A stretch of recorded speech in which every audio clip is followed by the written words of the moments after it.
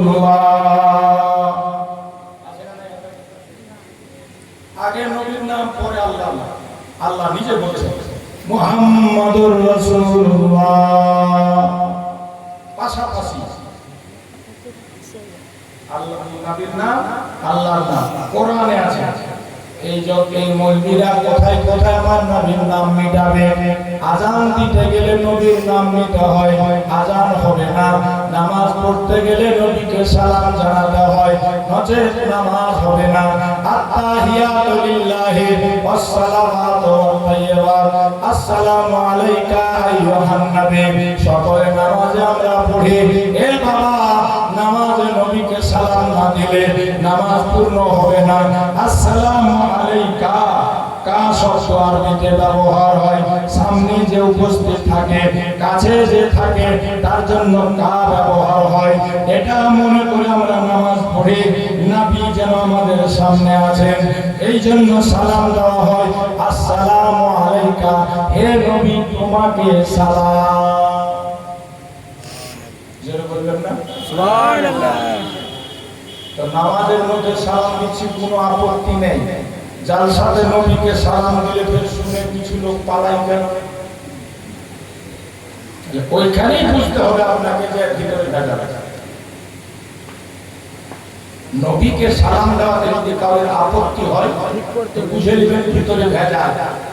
আর ও ভেজাল হলো যে করুক দুনিয়াতে যত ইবাদত দান পুণ্য করে মরুক, আর ঠিকানা হবে জাহান্নাম। গ্যারান্টি গ্যারান্টি বলে গেল। জান্নাত পাওয়ার কোনো আশা নেই। জান্নাতের মালিক আল্লাহ বানিয়ে রেখেছে আমার নবী মুস্তাফা। সুবহানাল্লাহ।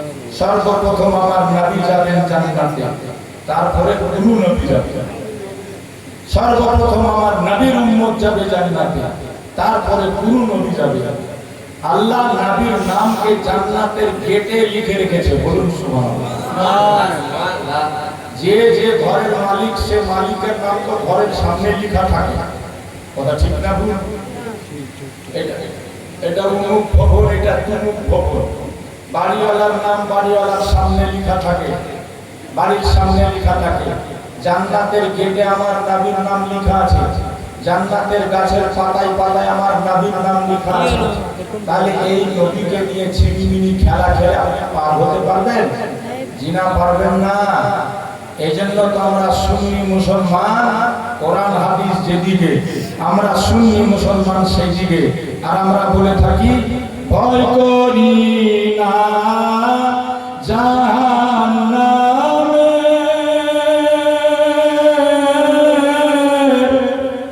আগুন ধরায় নবীর নামে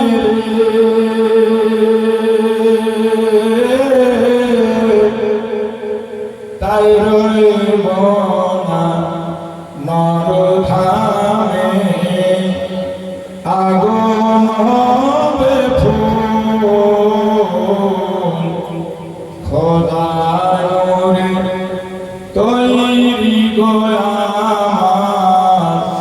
সবাই বলেন মুহাম্মদ রাসূল, বলেন খোদার নূরে তৈরি গো আমার। মুখ দিয়ে বের হয় না, জোরে জোরে বলুন না। খোদার নূরে তৈরি গো আমার, নবীর নামে দুরূদ পড়ি, মিজানে পেয়ে যাব চড়ি, ভারী হবে নেকির পাল্লা, রবে না নেকির সমতুল, খোদার নূরে তৈরি গো আমার মুহাম্মদ রাসূল, খোদার নূরে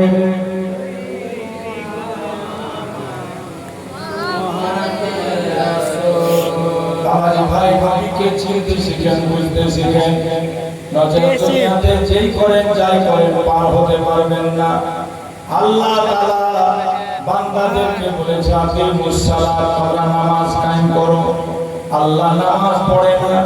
আল্লাহ বান্দাকে বলেছে ইয়া আইয়ুহাল্লাযীনা আমানু কুতিবা আলাইকুমুস সিয়াম কামা কুতিবা আলাল্লাযীনা মিন ক্বাবলিকুম লাআল্লাকুম তাত্তাকুন। ঈমানদারেরা, তোমাদের উপরে রমজান মাসের রোজা ফরজ করা হয়েছে। আল্লাহ বান্দাদের বলছে হিজ্জুল বাইতা মান ইসতাতা ইলাইহি সাবিলা, ঘরের হজ করে তাওয়াফ করো, যাদের ভিতরে শক্তি আছে মানে হজ করতে যাও। আল্লাহ আমাদের যাকাত দিতে বলেছে। আল্লাহ কোনদিন যাকাত দেয় না, আল্লাহ কোনদিন নামাজ পড়ে না, আল্লাহ কোনদিন রোজা রাখে না, আল্লাহ কোনদিন হজ করে না। তবে একটা কাজ আল্লাহ তাআলা করে, একাই আবার নয়, ফেরেশতাদের সঙ্গে নিয়ে করে। 26 পারা কোরআন শরীফ খুলে দেখুন সূরা আহজাব। আল্লাহ বলছেন আল্লাহুম্মা সাল্লি আলা সাইয়্যিদিনা মাওলানা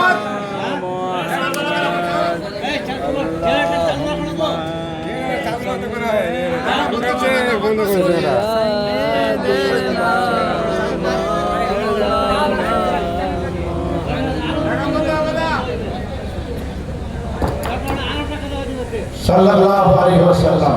সকলে একবার বলুন সাল্লাল্লাহু আলাইহি ওয়াসাল্লাম। বলছিলাম বাবাজি ভাই ধ্যান দিয়ে শুনবেন, কোরআন পাকের কথা, এটা আমার বাপের ঘরের কথা নয়।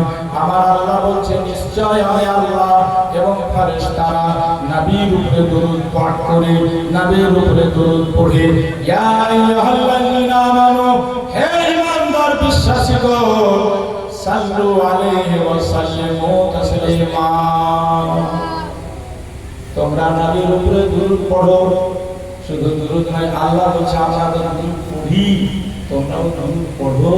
ওয়া সাল্লিমু তাসলিমা, এবং সম্মান সূচক সালাম বলুন সুবহানাল্লাহ। তাহলে দরুদ সালামের জন্য আর কোন ফতোয়ার কিতাব খোলার দরকার আছে? ডাইরেক্ট কোরআনে আছে, ডাইরেক্ট কোরআনে। এবার এটার উপরে যদি কাউরির বিশ্বাস না থাকে, কেউ না মানে, এবার ঠিকানা কি হবে বুঝে নেবেন। যাই হোক বাবাজি ভাইরা, আমি বলছিলাম এটা আমার নবীর আগমনের মাস। এই মাসে 12 তারিখে সোমবার ভোরবেলা নবী আমার দুনিয়ায় ভূমিষ্ঠ হয়েছিলেন। আকাশ বাতাস সব নবীর দিকে ঝুঁকেছিল, নবীকে সালাম জানিয়েছিল। ইতিহাস প্রমাণ করেছে সেই দিন আল্লাহ তাআলা আপন হাবিবকে দুনিয়াতে পাঠাচ্ছে। জান্নাতের দরজা খুলে দিয়েছে, জাহান্নামের গেটটা বন্ধ করা হয়েছে। ফেরেশতাদেরকে দিয়ে আল্লাহ ঝান্ডা নিয়ে একটা মা আমেনার বাড়িতে, কেউ বলেছে কাবা ঘরে, আর কেউ বলেছে একটা পশ্চিমে একটা পূর্বে আল্লাহ ঘিরে দিতে বলেছে। নবী আমার দুনিয়াতে আসছেন, আল্লাহ তাআলা আনন্দিত খুশি কত দেখুন। শুধু তাই নয়, ইতিহাস পড়লে বোঝা যায়, কিতাব পড়লে দেখা যায়, নবীর জন্মে আমার নবীর সম্মানে যে ঘরের দিকে মুখ করে আমরা সকলে আল্লাহকে সাজদা করি, সেটা হচ্ছে কাবা শরীফ। ইলা জিহাতিল কাবাতে শরীফাতে বলে আমরা নিয়াত করি, সেই স্বয়ং কাবা ঘর আমার নবীর বাড়ির দিকে ঝুঁকে গিয়ে নবী পাককে সালাম জানিয়েছে। আমরা সালাম জানাবো না ছেড়ে দেবো? শুনেন, কাউরির সঙ্গে কাউরির সালামটা কখন বন্ধ হয় জানেন? আমার বাবাজি আব্দুল মালিক সাহেব বসে আছেন, আমি ওনাকে দেখলে সালাম করি, উনি আমাকে দেখলে সালাম করেন। এটা হলো ভালোবাসা। এটা কি ভালোবাসা? আমি আপনাদের এখানে আসলাম, কোনো জায়গাতে যদি আপনারা দেখতে পারেন, চিনতে পারেন, আপনি দেখলে আমাকে সালাম করবেন না? এটা হলো ভালোবাসা। আর উনাকে আমি দেখলে মুখ ঘুরিয়ে নিচ্ছি, উনি আমাকে দেখলে মুখ ঘুরিয়ে দিচ্ছে, সালাম বন্ধ। কারণ তো কিছু হবে, বুঝতে পারছেন না? কারণটা কি? নিশ্চয় কিছু হয়ে গেছে, নিশ্চয় কিছু হয়ে গেছে। মনে মনে দুশ্মনী, এজন্য উনি আমাকে দেখলে মুখ বিচকাই, আমি ওনাকে দেখলে মুখ বিচকাই, আর সালাম নেয়, সালাম বন্ধ। আমার সঙ্গে যদি আপনার কোনো শত্রুতা হয়ে যায়, সেই দিন দেখবেন সালাম বন্ধ। বাপ বেটার শত্রুতা হলে সালাম বন্ধ, শ্বশুর জামাইয়ের শত্রুতা হলে সালাম বন্ধ। তাহলে এখান থেকে ক্লিয়ার বোঝা যায়, যারা নবীর উপরে সালাম পড়া বন্ধ করে দিয়েছে, আপনি 100% লিখে নিতে পারেন, নবীর সঙ্গে অন্তরে অন্তরে তাদের দুশ্মনী হয়ে গেছে। আর বলেন, নবীর সঙ্গে দুশ্মনী করে কেউ কিয়ামতে পার হতে পারবে? যারা বলেন পারবে না। এই জন্য আমরা বলে থাকি, বেশি বেশি নবীকে মহব্বত করুন। বাপ চাইতে বেশি, মা চাইতে বেশি, ছেলে চাইতে বেশি, বউ চাইতে বেশি, বিবি চাইতে বেশি, বাচ্চা চাইতে বেশি, মা চাইতে বেশি। ভালোবাসতে হবে কাকে? কাকে? নবীকে। নবীর হক অনেক বেশি উম্মতের উপরে। নিজের সব কিছু চাইতে নবীকে ভালোবাসতে হয় বেশি। কেন? যে বাপ আমাকে আপনাকে জন্ম দিল, যে মা 10 মাস 10 দিন গর্ভে রাখলো, যে মায়ের দুধ 2 বছরে একটা বাচ্চা পান করলো 40 মণ। বিজ্ঞানীরা প্রমাণ করছে একটা বাচ্চা দুধ পান করে 40 মণ। বলুন কত মণ? 40 মণ দুধ পান করেছি। যে মায়ের এক ফোঁটা দুধের দেনা শোধ করা যাবে না, সেই মা, যে মায়ের পদতলে আমার আপনার জান্নাত। নবী বলেছে, তোমাদের জান্নাত তোমার মায়ের পায়ের তলে। সে মা থেকেও বেশি ভালোবাসতে হয় কাকে? নবীকে। যারা বলেন কাকে? কারণ হচ্ছে যেদিন আপনি আমি মারা যাব, যেদিন আপনি দুনিয়া ছেড়ে চলে যাব, এমন একটা জায়গাতে গিয়ে আপনি পৌঁছাবো। তিরমিজি শরীফ প্রথম খণ্ডের হাদিসে নবী বলছেন, ইন্নাল কবরা আফদালু মানজিলিন মিন মানাজিলিল আখিরাহ, ফামান ইয়ানজু মিনহু ফামা বাদাহু আইসারু মিনহু ওয়া লাম ইয়ানজু মিনহু ফামা বাদাহু আশাদ্দু মিনাল হাদিস। নবী পাক বলেন, মানুষের মৃত্যুর পর সবচেয়ে প্রথম মঞ্জিল হলো কবর। বড় ভয়ঙ্কর জায়গা হলো অন্ধকার ঘর কবর। সে কবরের হাত থেকে যারা বেঁচে যাবে, তারপরে রাস্তাগুলো আসান হয়ে যাবে, পুলসেরাত সহজ হয়ে যাবে, মিজান সহজ হয়ে যাবে, হাসর নাসর সহজ হয়ে যাবে। আর যারা কবরের হাত থেকে বাঁচতে পারবে না, যতগুলো মঞ্জিল আছে আরো কঠিন হয়ে যাবে। সেই ভয়ঙ্কর কবরে আমাকে আপনাকে যখন রাখা হবে, সেই দিন আমার পাশে মা থাকবে না, সেই দিন আমার পাশে বাবা থাকবে না, সেই দিন আমার পাশে বউ থাকবে না, সেই দিন আমার পাশে বাচ্চা থাকবে না, সেই দিন আমার পাশে কোনো ভাই থাকবে না, সেই দিন আমার পাশে কোনো বন্ধু থাকবে না। তবে হাদিস শরীফে প্রমাণ, আমার আপনার সে অন্ধকার এবং কঠিন কবরে আমাদের পাশে এসে যিনি দাঁড়াবেন, তিনি হচ্ছেন আমাদের দয়াল নবী। কে দাঁড়াবে? যেটা বলে কে?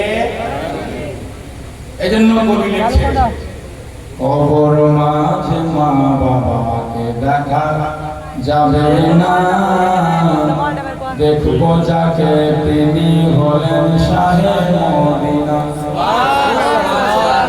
কবর মাঝে মা বাবাকে দেখতে পাবো না, দেখবো যাকে তিনি হলেন শাহে মদিনা। ও ভাই বুঝবো সেদিন নবী ছাড়া আপন কেহ নাই, আমরা বুঝবো সেদিন নবী ছাড়া আপন কেহ নাই। আমার মরণ আসিবে কখন কেউ তো জানে না, আমি মরে গেলে, আমি চলে গেলে আমার তোমরা ভুলা যায় না।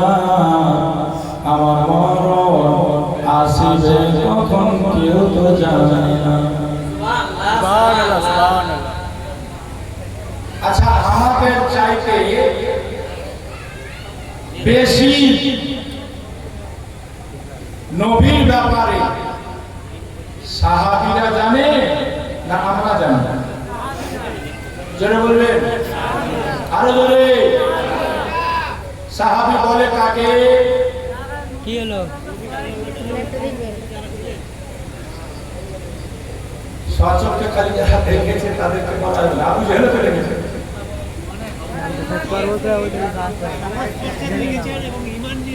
নবী পাককে সচক্ষে দেখে যারা ঈমান এনেছে আর ঈমান নিয়ে দুনিয়া ছেড়েছে, অনেকে তো ঈমান নিয়ে বেঈমান হয়ে গেছে জামানাতে, তোকে সাহায্য করা যাবে না। ঈমান এনেছে, ঈমান নিয়ে দুনিয়া ছেড়েছে, সে সৌভাগ্যবান ব্যক্তিকে বলা হয় সাহাবী। একজন সাহাবীর দাম কত? পৃথিবীর কোন পীর, পৃথিবীর কোন ওলি, পৃথিবীর কোন দরবেশ, পৃথিবীর কোন আত্মা, সব পীরদের বড় পীর গৌসে আজম মাহবুবে সুবহানী, বড় পীর আব্দুল কাদের জিলানী, যাকে আমরা জানি মানি, তাই তো? ওনার মতো কেউ আর দুনিয়াতে হয়নি, আর কিয়ামতের সকাল পর্যন্ত কেউ হবেও না। সে গৌসে আজমকে প্রশ্ন করা হলো, হুজুর, একজন সাহাবীর মর্যাদা, মাকাম, স্থান কোন জায়গায়? তো বড় পীর গৌসে আজম মাহবুবে সুবহানী বলছেন, আমার নবীর সাহাবাদের ব্যাপারে তোমরা আমার কাছে প্রশ্ন করো। ওগো দুনিয়া বালা শোনো, আমি আব্দুল কাদের জিলানী বলছি, আমি আব্দুল কাদের জিলানী। আমার নবীর সাহাবারা যে ঘোড়ার পিঠে, অশ্বের পিঠে চেপেছে, সে ঘোড়ার পায়ের নিচে একটু যদি মাটি ধুলা কোনা পাই, আমি নিজের চোখে সুরমা বানাবো। কি বুঝলেন? একজন সাহাবীর মর্যাদা। পৃথিবীর কেউ নবীর সাহাবীর সমতুল্য হতে, যেরকম হতে, কিন্তু আজকাল তো বলছে আমরা নবীর মতো, নবী আমাদের মতো। শুনেছেন না? নবী বড় ভাই। আচ্ছা, নবী যদি বড় ভাই হয়, তাহলে নবীর বিবি হিসাবে কে হবে? ভাবি হবে কি হবে না? ভাইয়ের স্ত্রী কে হবে? যেরকম কে হবে? ভাবি হবে না? নবীর স্ত্রী আমাদের জন্য কি? উম্মাহাতুল মুমিনিন। নবীর বিবিরা হচ্ছে মুমিনদের জন্য কি? মা। সারা পৃথিবীর মুমিনদের মা হলো নবীর বিবিরা। তো নবীদের বড় ভাই কেমন তো বলেন? নবীকে বড় ভাই বলা যাবে? পৃথিবীর কেউ যখন সাহাবীর সমতুল্য হতে পারে না, নবীর সমতুল্য হওয়া তো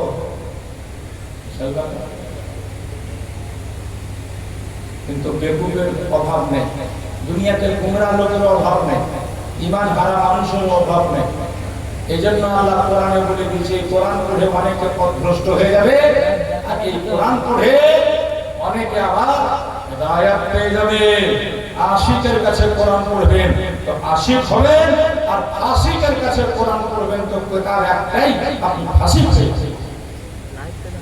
জি হ্যাঁ, বেরাদার বন্ধুগণ, ভাই আমার, সেই নবী পাক সাল্লাল্লাহু আলাইহি ওয়াসাল্লাম এই মাসে 12 তারিখে জন্মগ্রহণ করেছিলেন।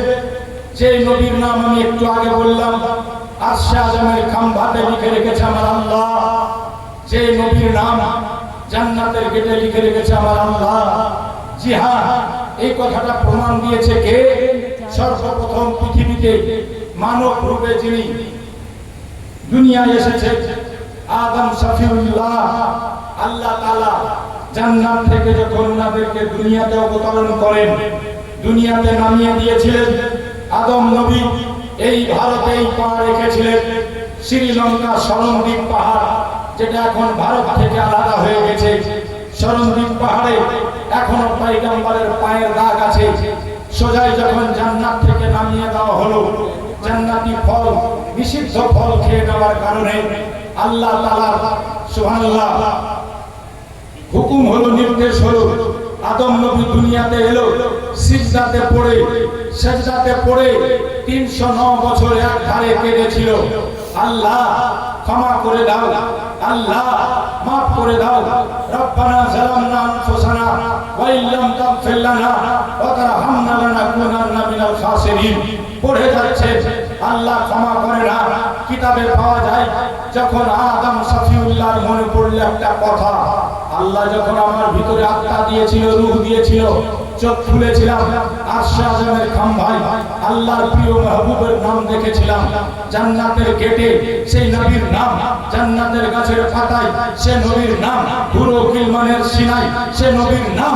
তখন আদমের মনে পড়ল, আদম তখন দোয়া করছে আল্লাহর কাছে, আল্লাহুম্মা ইন্নী আসআলুকা বিহাক্কি মুহাম্মদ, এ আল্লাহ তুমি আমাকে ক্ষমা করে দাও মুহাম্মাদের ওসিলায়। জোরে বলো সুবহানাল্লাহ। সারা পৃথিবীর মানব জাতির পিতা ওসিলা চাইছে নবী মুস্তাফা। আর আজকালকার মোল্লা বলছে ওসিলা ধরা যাবে না, ওসিলা ধরা শিরক, ওসিলা মানা বেদাত। আল্লাহ বলছে কোরআনে ওয়াবতাগু ইলাইহিল ওসিলা, তোমরা ওসিলা ধরো, ওসিলা তালাশ করো। আর এই মোল্লা বলছে ওসিলা মানা যাবে না। তাহলে আমি আপনাদেরকে একটা থিওরি দিয়ে যাচ্ছি, মনে রাখবেন, যদি ওসিলা মানা বেদাত হয়, ওসিলা মানা শিরক হয়, ওসিলা মানা নাজায়েজ বা হারাম হয়, তাহলে আমরা নামাজ কেন পড়ব? কারণ নামাজও তো খোদাকে পাওয়ার জন্য ওসিলা। কথা ঠিক বললাম না ভুল? যারা বলেন ঠিক বললাম না ভুল? তাহলে রোজা কেন করব? কারণ রোজাটাও তো আল্লাহকে রাজি করার জন্য ওসিলা। তাহলে আমরা হজ কেন করব? কারণ হজ করাও তো আল্লাহর নৈকট্য লাভ করার জন্য ওসিলা। তাহলে যাকাত কেন দিব? কারণ যাকাত দেওয়াটাও তো আল্লাহকে রাজি করার জন্য ওসিলা।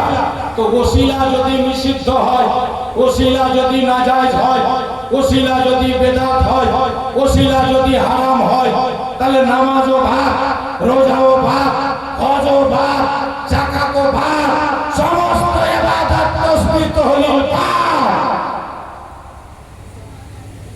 হবে কি হবে না?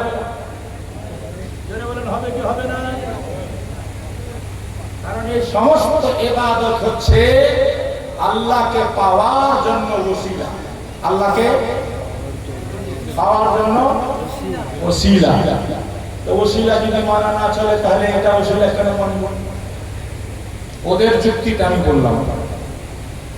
বাবাজি ভাই, আমি আগে বলেছি আমরা আহলে সুন্নাত ওয়াল জামাত, কোরআন হাদিস যেদিকে, আমরা সুন্নি মুসলমান সেই দিকে। কোরআন হাদিসের বহির্ভূত আমরা কোনো কাজ করি না। আপনি বলবেন কিছু লোক আছে যারা পীর মানে না, আপনারা পীর মানেন, যে এটা কোন কোরআন হাদিসে আছে? কারণ কোরআনে পাক আল্লাহ বলছেন মাই ইউযলিল ফালান তাজিদা লাহু ওয়ালিয়াম মুরশিদা, আমি যাকে পথভ্রষ্ট করি তার পরিচয় হচ্ছে সে কোনো মুর্শিদ খুঁজে পাবে না। পীর কোরআনে নেই, নামাজও কোরআনে ভিডিও করে যাব। সাধারণ মানুষকে গুমরাহ করা হয়, পীর শব্দ কোরআনে নেই। আরে বেকুব, পীর শব্দটা তো ফারসি ভাষা, কোরআন হলো আরবি, আরবিতে ফারসি থাকবে কি করে? নামাজও ফারসি ভাষা, নামাজও তো কোরআনে নেই। রোজাও ফারসি ভাষা, রোজাও কোরআনে নেই। হ্যাঁ, রোজা কোরআনে নেই, নামাজ কোরআনে নেই, তাহলে কি করবে এবার? বলো। সালাত আছে কোরআনে, নামাজের আরবি সালাত। আল্লাহ বলছে আকিমুস সালাত, নামাজ কায়েম করো। বুঝে গেলাম।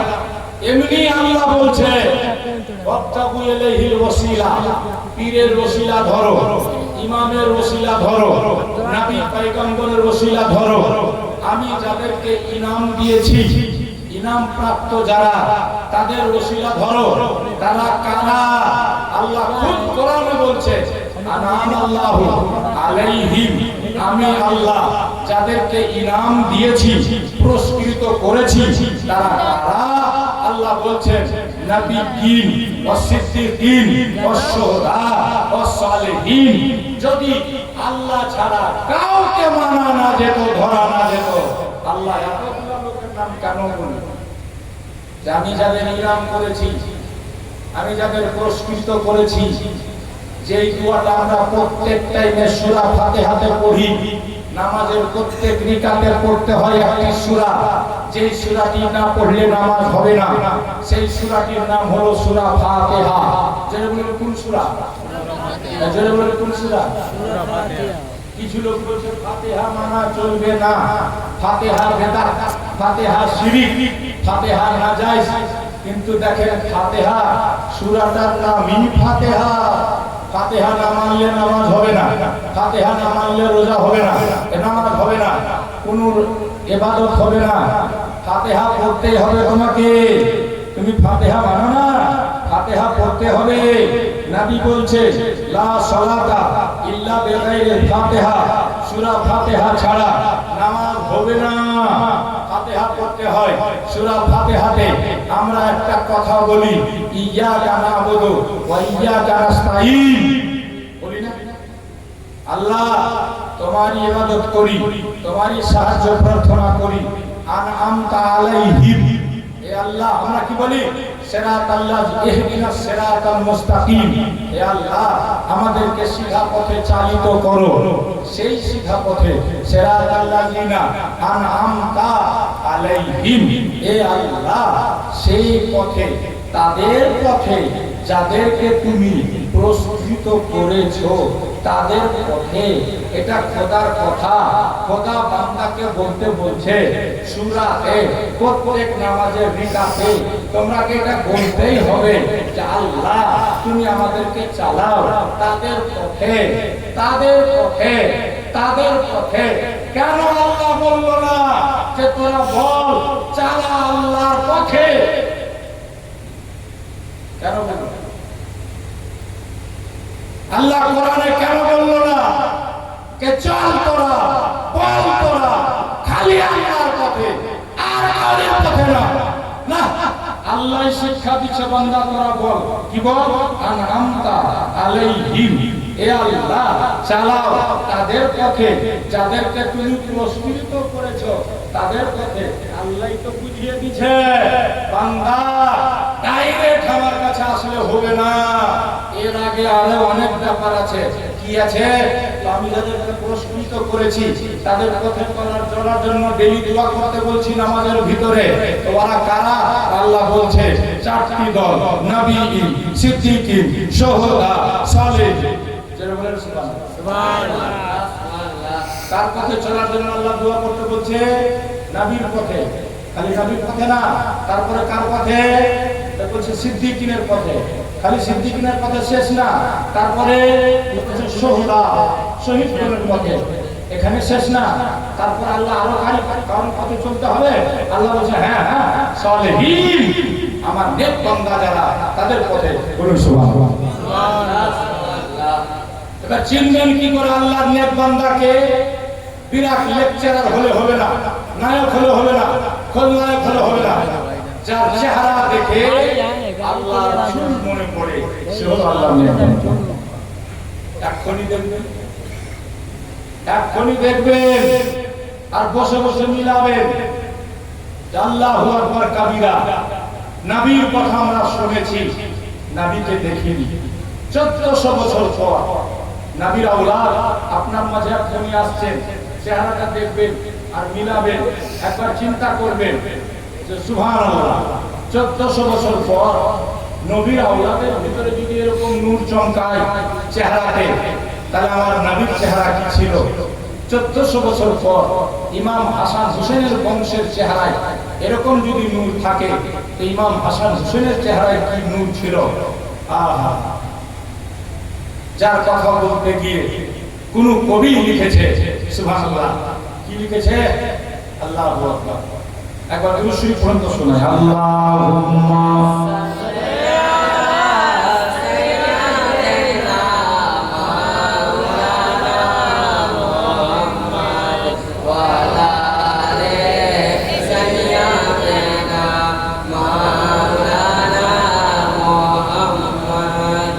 নূর আমার রাসূল মুহাম্মদ আরশের জালারে ফুল আমার রাসূল মুহাম্মদ আরশের জালারে ফুল আমার সে ফুল হতে হইল যেই ফুল ফাতেমা জাহরা বতল সে ফুল হতে হইল যেই ফুল ফাতেমা জাহরা বতল হাসান হুসেন সেই ফুলেরই ফুল আলী যে ফুল আরে ফুল আমার রাসূল মুহাম্মদ আরশের জালারে ফুল আমার। তবে বাবাজি ভাই, কিছু লোক আপনাকে গোমরাহ করার জন্য বলবে নবীর আওলাদ হলো কি করে, কারণ নবীর বেটারা তো দুনিয়াতে বেঁচে থাকেনি। আমার নবীর সন্তান হলো 7টা। যেগুলোর কটা? যেগুলোর কটা? 4টা মেয়ে 3টা ছেলে। ছেলেদের নাম কাসিম, আব্দুল্লাহ, ইব্রাহিম। ছোট্টতে তারা মারা যায়। নবীর বংশ যেখানে শেষ। নবীর বংশ এরা হলো এমনি করে আপনাকে গোমরাহ করবে কিছু লোক। তবে শুনে নেন, আমার নবী নিজের পাক জুবানে বলেছেন, সারা পৃথিবীর জন্য সার্কুলার আলাদা, একমাত্র আমার আল্লাহ আমার জন্য একটা বৈশিষ্ট্য দিয়েছে, একমাত্র আমাকে এটা আলাদা। এই বৈশিষ্ট্য আল্লাহ কাউকে দান করেনি। সারা পৃথিবীর পুরুষদের মানুষের বংশ চলবে তার ছেলের মাধ্যম দিয়ে। ছেলে শেষ, বংশ শেষ। তবে আমার একমাত্র বৈশিষ্ট্য, আমার বংশধারা কিয়ামত পর্যন্ত থাকবে আমার বেটি, আমার মেয়ে ফাতেমার মাধ্যম দিয়ে। এই জন্য বাবা, মা ফাতেমার আওলাদ যারা, তারাই হচ্ছে নবীর আওলাদ। হাসান হোসেন নবীর আওলাদ, জাইনুল আবেদিন নবীর আওলাদ, ইমামে জাফর সাদিক নবীর আওলাদ, ইমামে মুসা কাজিম নবীর আওলাদ, গাউসে পাক বড় পীর আব্দুল কাদের জিলানী নবীর আওলাদ, হযরতে খাজা বাবা মঈনুদ্দিন চিশতি নবীর আওলাদ, কুতুবউদ্দিন বাখতিয়ার কাকি নবীর আওলাদ, সাফিয়ে পাক নবীর আওলাদ, ফরিদউদ্দিন গঞ্জে শাকার নবীর আওলাদ, নিজামউদ্দিন আউলিয়া নবীর আওলাদ, মাখদুমে পাক নবীর আওলাদ, আব্দুর রাজ্জাক নুরুল আইন নবীর আওলাদ, আশরাফুল আউলিয়া নবীর আওলাদ। আজ আমার আপনার সামনে যিনি এসেছেন হুজুর তাজুল আউলিয়া, ইনারাই হচ্ছেন নবীর আওলাদ।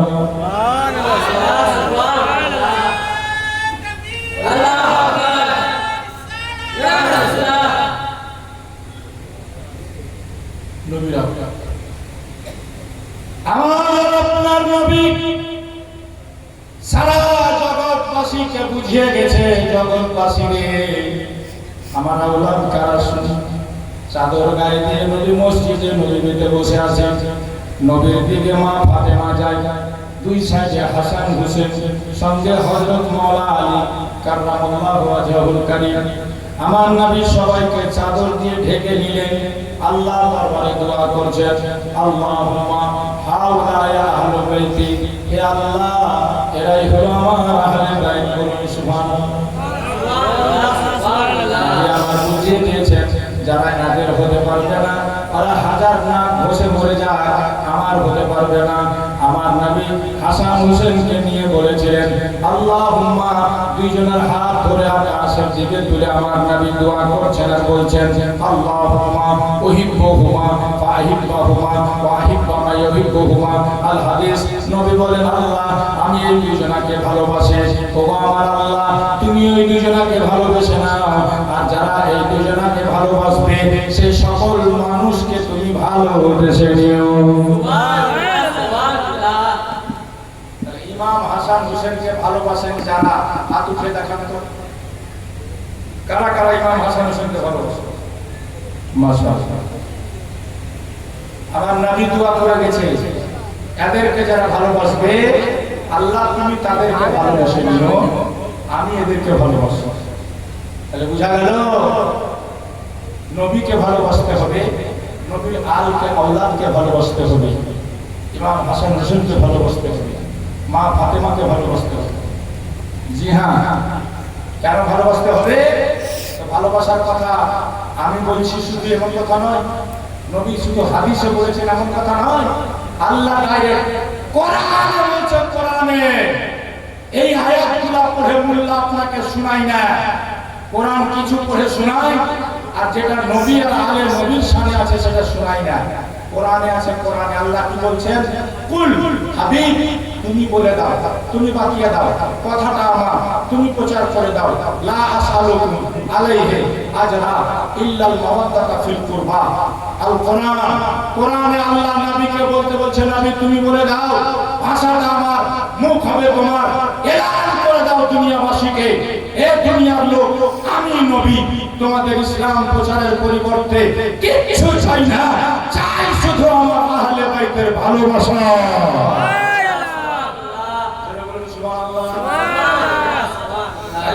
আমরা নবীর আহলে বাইতকে কোরআন মোতাবেক আমাদেরকে ভালোবাসতে হবে কি হবে না?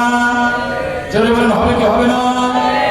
কিন্তু আপনি পাবেন আপনার আশেপাশে কিছু লোক আছে যারা বলে আমরা আহলে বাইত মানি না, আহলে বাইত বুঝি না, আহলে বাইত চিনি না, আহলে বাইত জানি না। তাকে বলবেন কাল থেকে নামাজ পড়া বন্ধ কর। পারবেন বলতে? পারবেন বলতে? যদি আহলে বাইত না মানিস, নামাজ পড়া বন্ধ কর। ও বলবে আহলে বাইতের সঙ্গে নামাজের কি সম্পর্ক? আপনি বলবেন সম্পর্ক নাই। তুমি যখন আত্তাহিয়াত পড়ছো তো কি বলো? আল্লাহুম্মা সাল্লি আলা মুহাম্মাদিন ওয়া আলা আলি মুহাম্মাদ। আত্তাহিয়াতে বসে যে দুরূদকে আমরা পড়ি, আল্লাহুম্মা সাল্লি আলা মুহাম্মাদিন ওয়া আলা আলি, এই জোরে বলেন ওয়া আলা আলি ওয়া আলা আলি। তো যে বলবে যে আমি আলেম নবী বুঝি না, ওকে বলবেন যে তুই নামাজ তাহলে পড়িস না, কারণ নামাজের মধ্যে ওয়ালা আলে মুহাম্মদ বলে নবীর সমস্ত আলকে আওলাদকে, আমাকে তোমাকে সবাইকে তাদের উপরে দুরূদ করতে হয়। সুবহানাল্লাহ। তাহলে বুঝে গেলেন? চলে আসছেন, দাঁড়িয়ে যান সবাই সম্মানার্থে হুজুরে।